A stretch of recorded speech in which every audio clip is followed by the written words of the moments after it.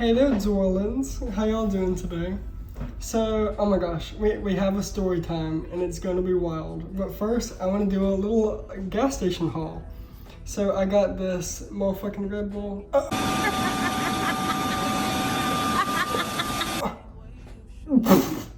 This is not a Red Bull, this is a Monster. I can't read. This is the Pipeline Punch. Y'all bitches sleeping on these, they're good. Okay, yeah. Snap. Okay. I also got this lighter. I don't really smoke or do anything too much, but I just like having lighters and lighting candles and shit. I thought I got the Aquarius one, but apparently I got the Pisces one. It's a moment. It is what it is, you know? But before I get into the story time, look at these jean shorts that I just cut. Oh my god, they're writing up. Okay, so yeah, jean shorts. Emma Chamberlain made me do it. She looked extremely hot in them, so I might as well try, right? By the way, I have this very like summer camp look, very 80s. Mainly because that's kind of what the story time is about. The story time is about my sophomore, summer after sophomore year, summer camp trip with my church at the time, Northside Baptist. How you guys doing? Yeah, the story time is about me at the summer camp and catching feelings for this dude, which I was not expecting. Okay, where do I start? Okay, let's get into it.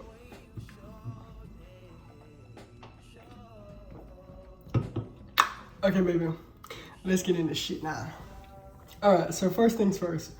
I was going to a very Christian summer camp. It's called Crossroads. It was in like North and South Carolina at different points. I can't remember where it's at right now. It was a lot of fun. There were a lot of like cool sports and a lot of cool outdoor activities and stuff. And there's like a lot of singing. But you know, the important part, Jesus.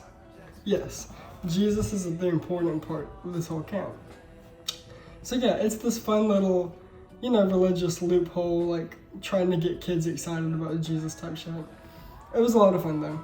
So this particular year, I remember having like a fun group of friends and stuff like that. And Crossroads was a really cool time because you get to like feel like an adult, like a college student, like a college dorm and stuff, and be autonomous for the first time and go in at like wild times in the night, in the morning to like the gas station and like picking up a Monster and shit. It was a fun moment. But this specific, I can't speak, oh my god. This specific summer, I was really getting into these necklaces called like Windy Pearls necklaces. Y'all remember this time, it was a strange time. Like girls and guys, some guys, including myself, were really into like these leather necklaces that had like a pearl hanging on it and shit. It was a lot of fun, like it was cool to me at the time. Yeah, I remember posting something about it and this guy sliding into my DMs, either like commenting on it or saying something, I can't really remember. Maybe he was asking about it. But he had like mentioned like, oh, I know you from Crossroads. I had gone like previous years before, of course. And I haven't even mentioned, oh my god, at these camps, multiple churches from like all over the country come to this one college campus and kind of like do the shit and like worship Jesus. It's a lot of fun. But yeah, so I can't remember where he's from. Actually, I do remember, I'm not gonna tell you. But why y'all got to lie?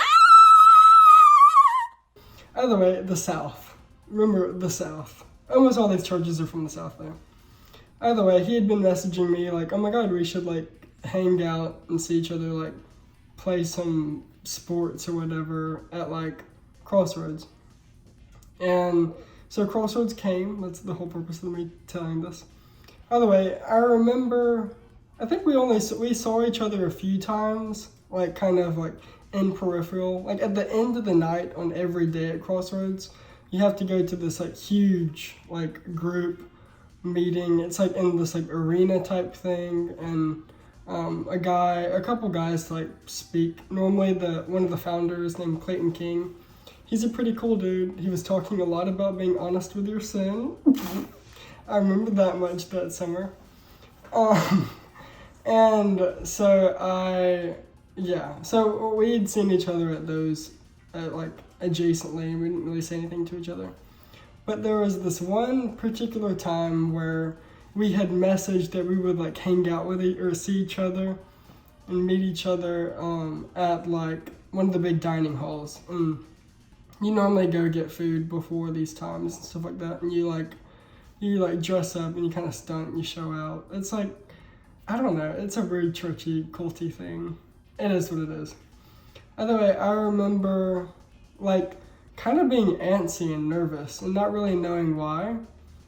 But of course, me now realizing, and at the time, it made me really realize that I was super attracted to this dude.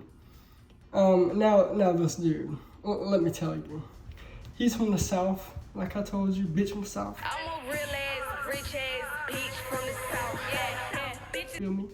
But he was like your typical like muscle jock, and he played all these sports. I can't really remember what they were. Either way, he was fine.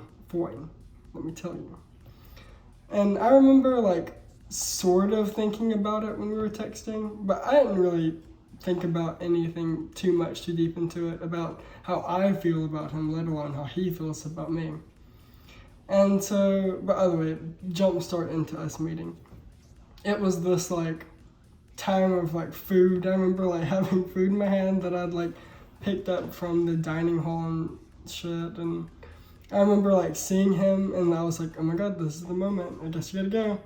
And he also looked at me and waved, and so like I went up and we did like some sort of oh my god, we shook hands. Y'all, this dude and I, instead of like hugging each other and showing affection, which I guess both of us were kind of nervous about, we shook hands.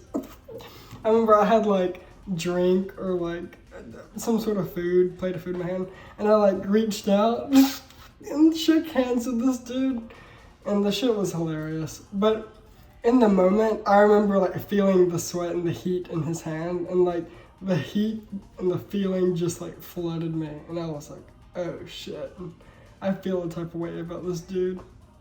And in the back of my head, I felt like it was kind of mutual. Like, I don't know why.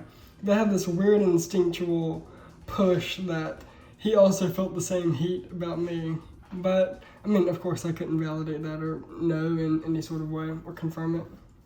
So, I just remember that happening and me just, like, walking slowly back to my table with friends and sitting down and having to, like, process that, oh my god, you just like are really attracted to this dude, but you can't say anything, you're in the closet, you can't spill shit about you, but I guess also this guy too.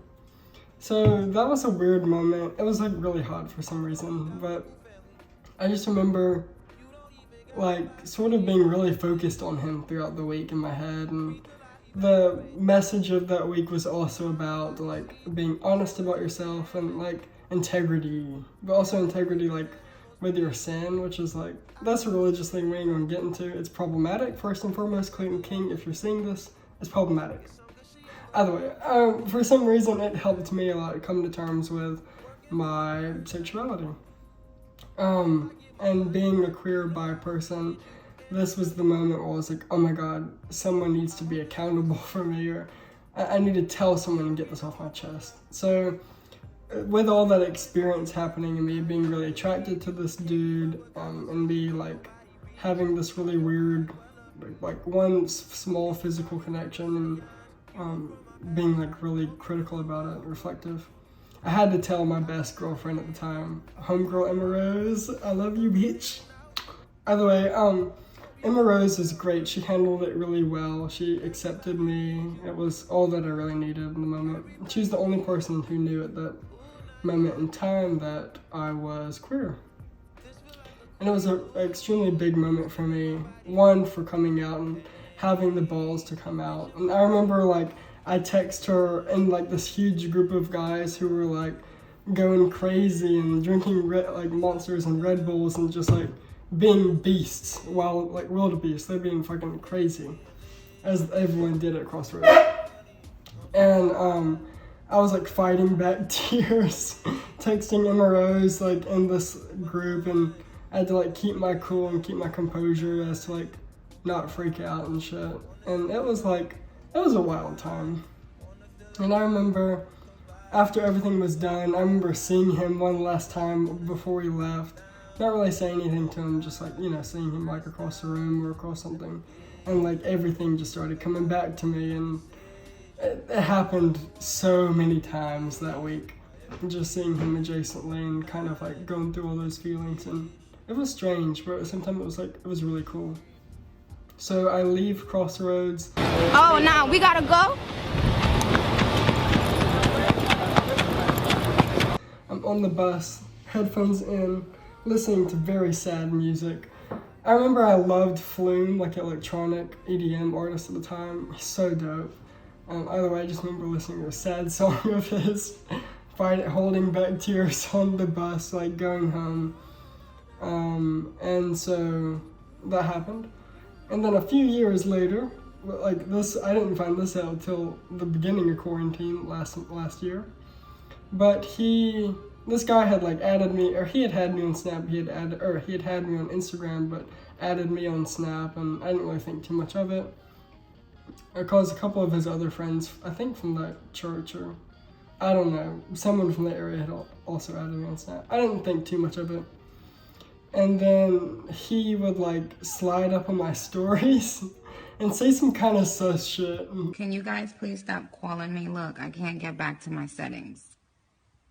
And then finally, like around, I think, last year, he had slid up and said something that was so sus, and then was like, oh yeah, by the way, I thought you were really hot at Crossroads, like back this long time in 2015.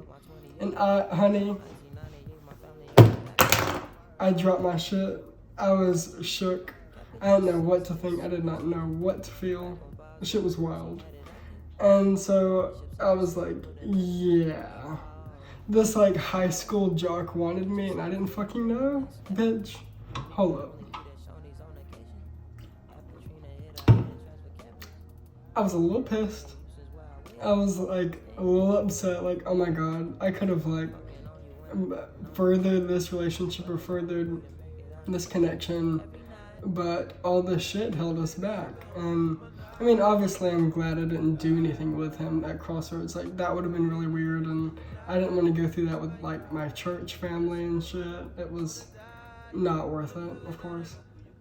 But it just kind of did make me feel really reflective, like, why on earth did I feel that bad about having a genuine connection with someone that was like mutual, and I didn't even realize it, even though I felt in the back of my head it was mutual. And it was just crazy. And thinking about that last year was just like absolutely wild, like learning all of this and all this shit. But either way, he has like a whole girlfriend right now, and has had for a few years, and I completely support that. If you're watching this, don't feel bad at all. Like, I'm not shaming you or whatever.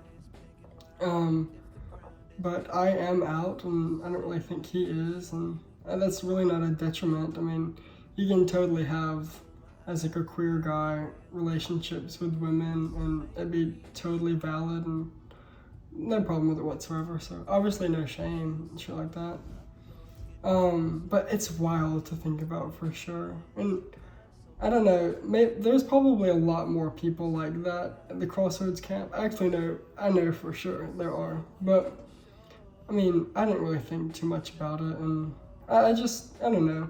After thinking about all that and going through it, it just kind of made me like really conscious and understanding that this is a lot more prevalent than what I was just going through at that moment and thought it was like just me out of all these people. But no, a lot of these people go through it, and I don't think any of them should be shamed for being queer or for continuing relationships with women or any of it, honestly. I just wish there was like a lot less shame in the game, you know? Christianity, you need to get your shit together. I am who I am because I am who I am. But yeah, that's the team. Cheers.